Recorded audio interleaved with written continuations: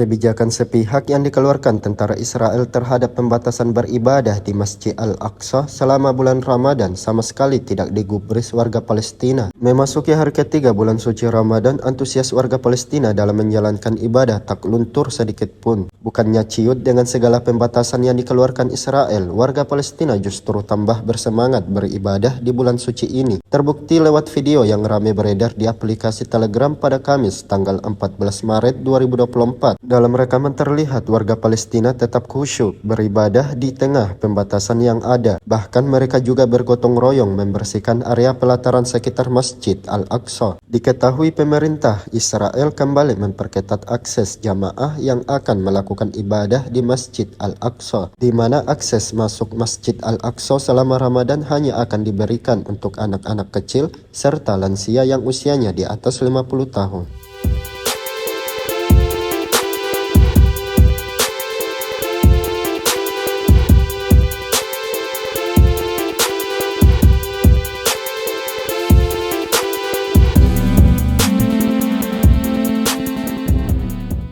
Download Tribun X sekarang, menghadirkan lokal menjadi Indonesia.